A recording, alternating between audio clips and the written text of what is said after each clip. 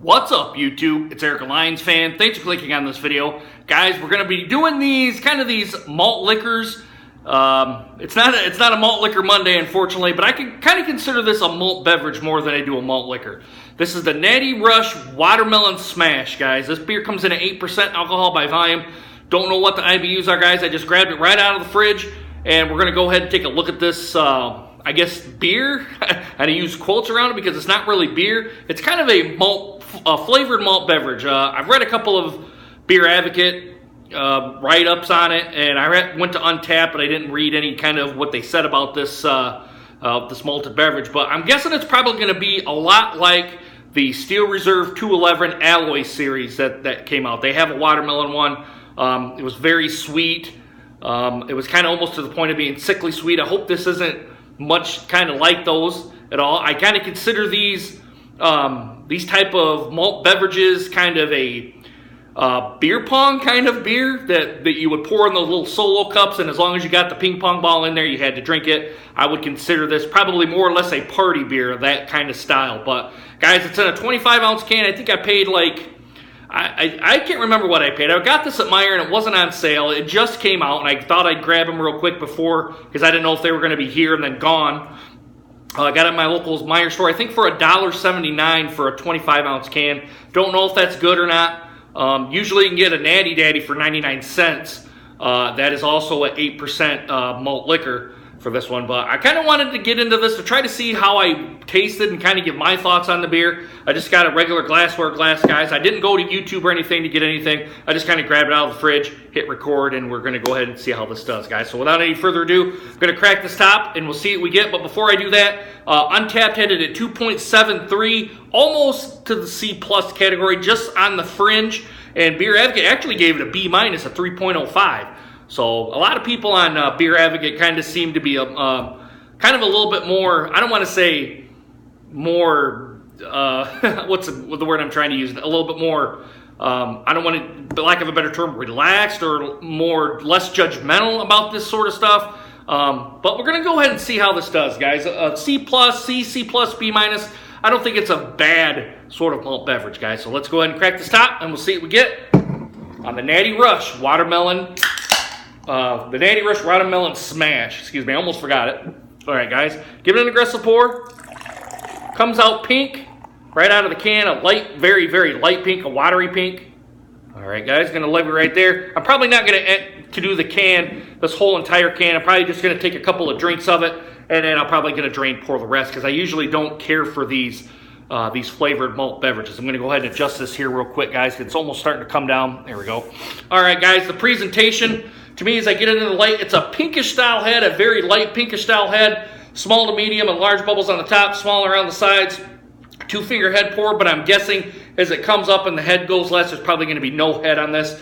And as I hold it up to the light, guys, I can see right through it. It is a very pinkish color, kind of a Jolly Ranchers pink, I would kind of put it to. Very little ascending bubbles coming up in this my general glassware glass. You guys can see it's not really any style of glass that I use, but I think this is going to be a pretty interesting beer, although I'm not really, my hopes aren't too high on this, guys. All right, let's get an aroma test on it. Let's see what we get. Big, big watermelon. Of course, it smells like a Jolly Rancher, like you get it out of the wrapping and you smell it. It smells exactly like a Jolly Rancher. No alcohol presence. And that's pretty much all I'm getting, guys. Just the watermelon presence. There's no alcohol. There's not even any of the malts that you're smelling on here. It's just a bunch of probably artificial watermelon flavors and the aromas that you're getting.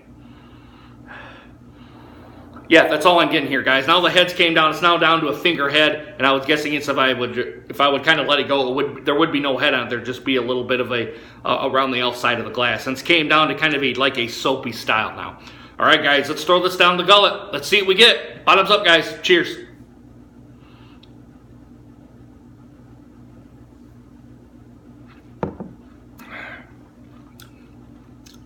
Watermelon, obviously, you're getting. A little bit of a carbonation. You know, when you drink it on your tongue, sometimes you get that carbonation popping on the tongue. You'll get that. Surprisingly, no alcohol presence I'm getting on this. With a Steel Reserve 211, you got a little bit of an alcohol presence. On this, I don't get that. I don't know what it has here on the can. I only see kind of like a date stamping on here. Maybe some of you guys could decipher it. 17305 and then a space and then LH0757. So there is no bottled on or a canned on date on this, or an enjoyed by date that I can at least decipher, but I'm not going to go to the website and decipher that. If I probably would have went to tapintoyourbeer.com, I probably could have got more information on this beer, which like I said, I didn't. I just got it out of the fridge and getting it up to getting it out here. I'm guessing at room temperature. I don't know what this would be at room temperature. I don't necessarily want to go there with this one, because usually when you get these up to room temperature, they kind of get kind of bad and kind of, I use the term angry. They don't necessarily taste well when they're getting warmed up or getting close to room temperature, or even anywhere to the point of lukewarm. But yeah, I mean, to me, I'm getting a bunch of watermelon. I'm going to take another drink here real quick.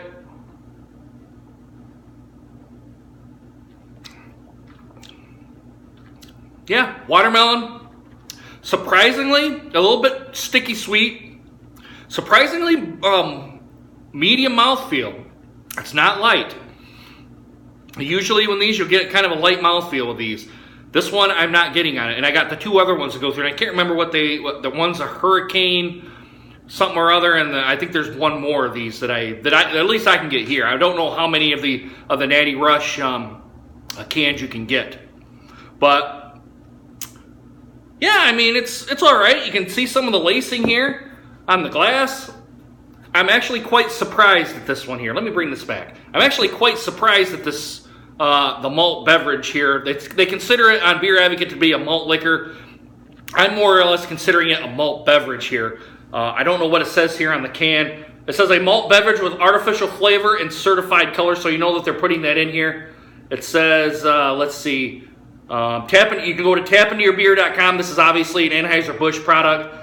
8% alcohol by volume, and it gives a number here that doesn't really mean anything. But yeah, I mean, the can design's pretty nice that I'm seeing. You know, I consider this kind of like a party style of beer, where you put it into beer pong, or you have a chugging contest. You would chug this down at this alcohol level. It's probably more geared toward the college kids, maybe. And I don't advocate this at all. High school kids, if somebody would get and they would have a party, this would be probably their drink of choice, or maybe, God forbid, Boone's Farm. I'll admit I drank Boone's Farm when I was a high school kid. But surprisingly, it's not bad. I got to admit, you get some of the carbonation, you get the big watermelon, flavoring that you're going to get. I'm not getting any alcohol presence on this. Actually, it's not bad, guys. If you were to press me for a score on this, I'm going to give it better than what Beer Advocate gives. I'm going to give it better than a low C, excuse me, a B minus. I'm going to give it I'm going to give it an average score, about an 85, about a B. It's not bad. It's not nothing I would go towards, obviously, for that, but for what it is, and for what the demographic is, and if it's a flavored malt beverage, it's actually not bad. I would probably consider this if you were to introduce this to a lady, you probably have to tell her at 8%. You might want to be careful on. But I think a lady would actually drink this and probably be quite surprised with it. If she drank one pretty fast, she might be feeling it a little bit.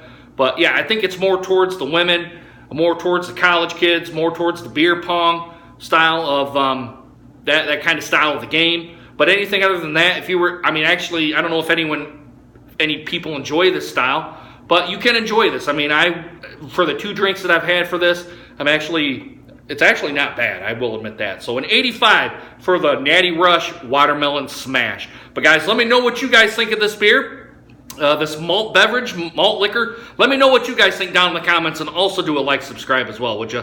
And as always, guys, if you've had too much to drink, please get a designated driver, guys. If you're going to be drinking this sort of stuff, being at beer pong, trying to smash these down, it's not cool to be driving home drunk, guys. Just sleep off your buzz and get your car the next day. If you're at a party or at a frat house or something, just stay there. Just don't even get an MIP or anything. Just try to stay away from that, guys. Because and I'm going to say it as always in my PSA videos, if you're going to be driving home drunk, You're going to get pulled over by the cops. You're going to do stupid sobriety tests, and you get a ride to jail. Then you have court fees and impossible prison time. And if you hit or kill somebody, you guys know you're going to be in the slammer for a while. And if you kill yourself, all you've done is hurt your family and friends, all right? Just sleep off your buzz and get your car the next day, guys.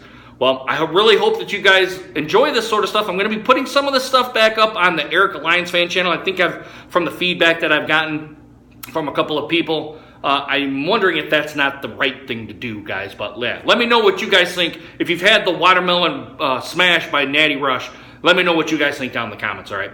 Guys, I'm going to wrap it up here, and I hope you guys enjoyed this video, and I hope to see you guys again soon. Deuces, guys. Take care.